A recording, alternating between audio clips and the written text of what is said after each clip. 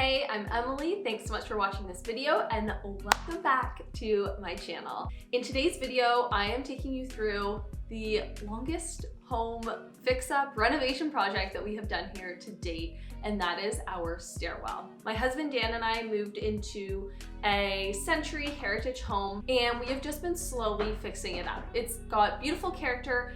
Overall, it's in really good condition, but pretty much everything needs to be updated.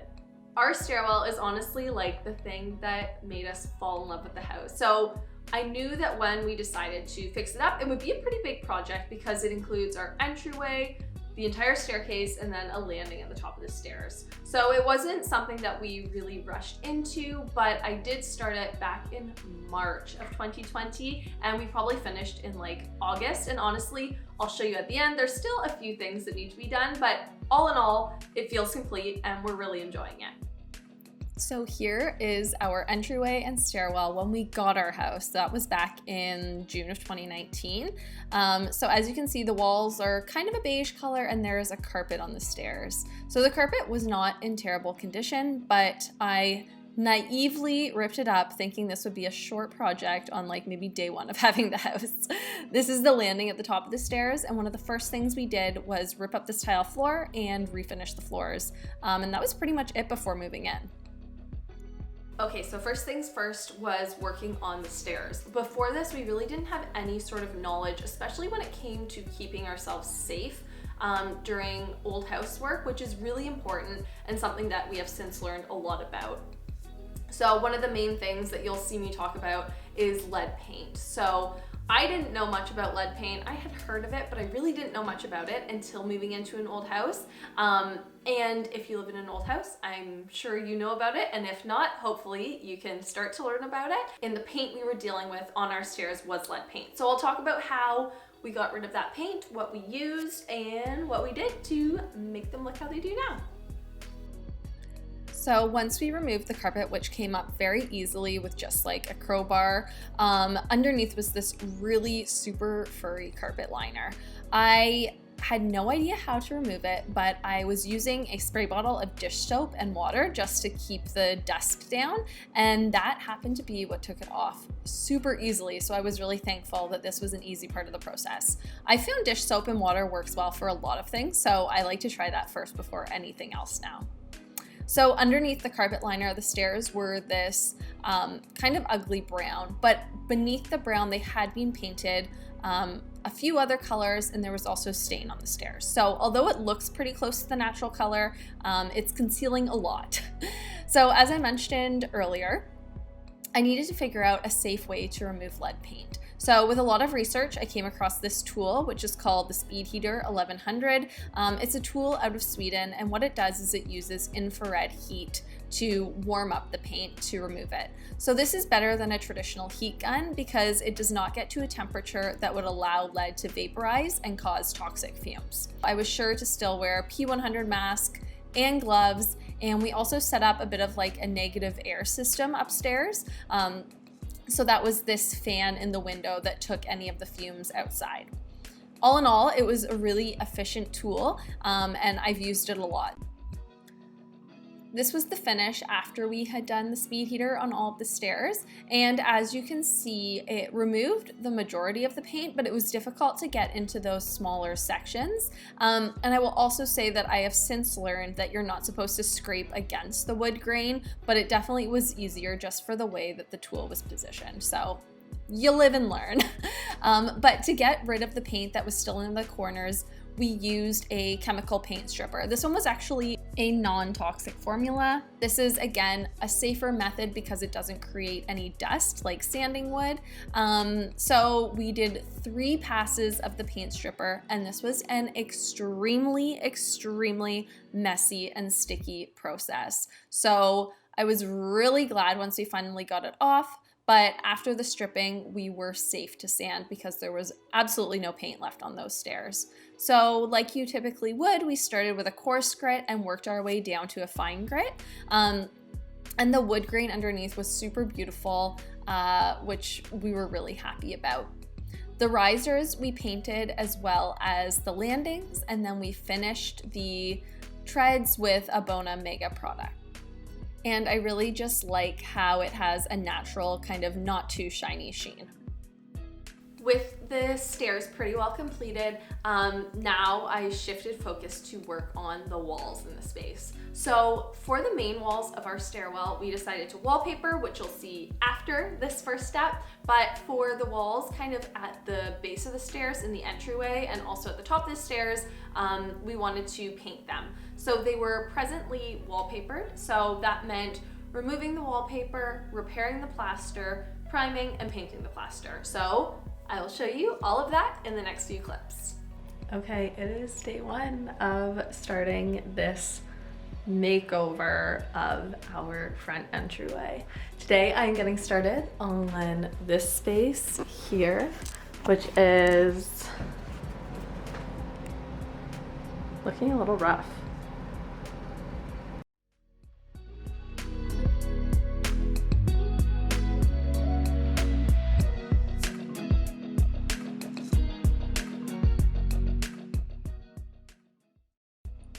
So here I am getting started on removing the wallpaper.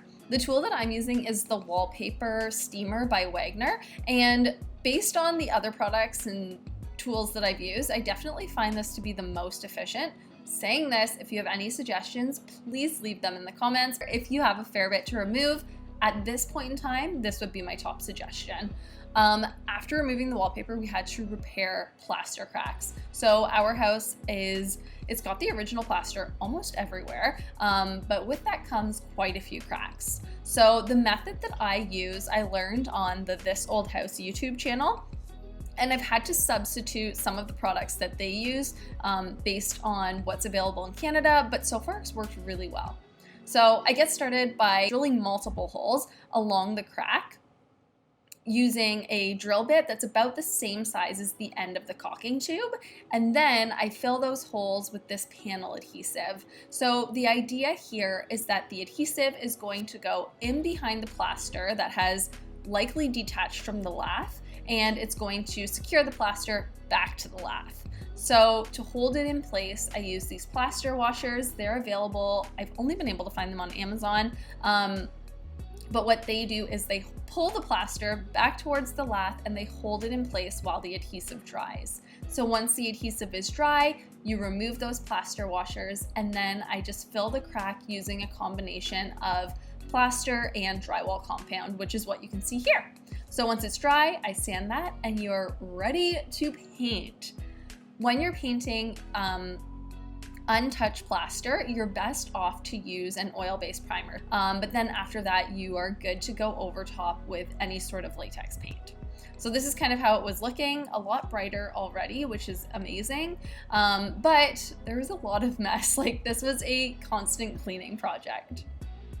Once we had completed all of the walls at the bottom and the top of the stairs, the next thing was kind of doing the walls of the entire stairwell, which we decided to wallpaper. So this was a decision that we made for a couple of reasons. So the first was that I really was kind of intimidated by the whole process of removing the wallpaper from the stairwell, and I didn't want to paint over the wallpaper. So first it was like kind of practical in that sense, but the more I thought about it, the more I did like the idea of wallpapering the walls here. The stairwell is kind of the prominent special feature of our home, and our house has always been wallpapered, which I think is so interesting. With our stairwell, I thought it was just nice to kind of keep it as it has always been and wallpaper. So this was our first time wallpapering. This was probably the most, I think I said the stairs were really hard. The wallpapering, I think, was more difficult.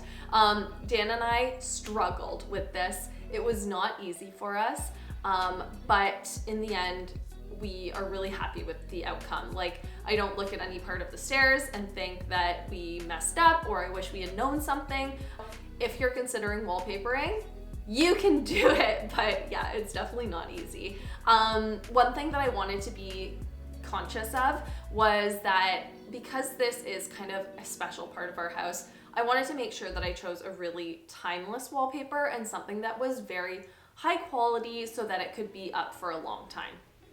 So as much as I love kind of bold, quirky, funky wallpapers, and aesthetically they please me more than the one that we chose, I just didn't think that something that was maybe more trend driven would be the right decision here, because I do want it to be here for a long time and kind of, you know, go in keeping with our staircase, which I think is really beautiful.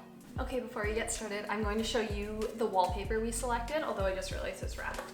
So it is by the brand called Cole & Son. They make really, really beautiful wallpapers, and this one is called Hortensia. So it's hydrangeas, which is awesome. I love hydrangeas. So it's pretty neutral, and it matches kind of the like muted color scheme that we have going on in the house. So it's right beside our living room, which is like a muted pink. I think it's gonna look really pretty.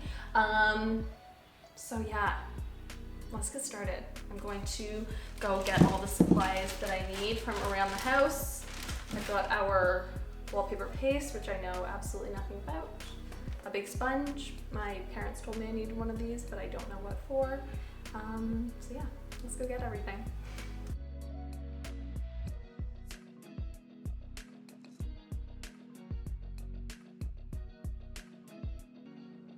So this is where our ridiculous wallpapering journey began. I would say that if this were your first time wallpapering like it was ours, I believe that a pre-pasted wallpaper would be a lot easier than one of these traditionally pasted wallpapers, but this is the one that we ended up with. And it also had quite a large repeat, which made for a decent amount of waste. So that's another thing I would probably keep in mind if I were to shop for wallpaper again.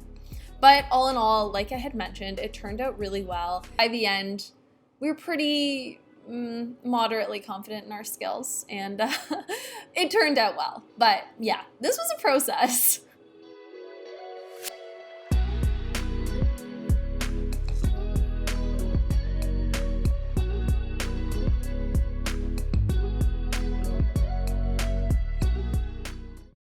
Embarrassingly, this took us about 6 days to finish, and here it is in all its glory at the end.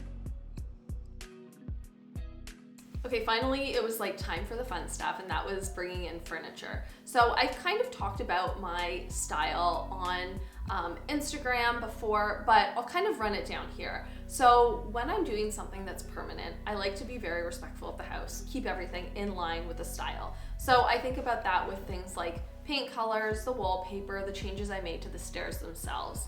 However, I kind of have a more eclectic style when it comes to overall design, and so I let that come through with the furniture I choose. So I love kind of older Victorian homes with nice modern furniture in it. So as you will see with the furniture that I started to bring in, it's a little bit more contemporary than the rest of the house, but I just love these architectural pieces in an older space like this. Okay, this was an exciting moment for me. Our console table arrived. I absolutely love this console table. I think it's just such a nice kind of juxtaposition of styles in this space. And that was pretty much all that we did in our entryway. It's not our main front door, so we didn't go overboard with furnishings here. Upstairs, we wanted to complete the upper landing. We added some crown molding to kind of finish off that whole upper area. And then to warm it up, we brought in a vintage carpet. This one is from an Etsy shop, and it's actually the same Etsy shop as the carpet that I have in our entryway. So I'll link them down below. They have awesome prices and really beautiful products. Since I wanted this to be a reading nook, we picked out this really comfortable chair from Crate & Barrel Canada, and I actually worked with them on furnishing this space over on my Instagram, so I have a little video of pulling this together over there, but I really love the pieces that I got from them. This is just such a kind of cozy space, but I just really like the style of it. I think that this is kind of what we are going for in our house, and it feels like the most complete representation of our style. All right, there you have it. That is our completed stairwell, and I hope that you guys enjoyed following along and that you learned something about fixing up any part of an old house. Thank you so much for watching. If you have any questions, please leave them in the comments below. If you haven't subscribed, please subscribe. If you haven't followed me on Instagram, please follow me on Instagram, and I hope to see you in the next video. See ya.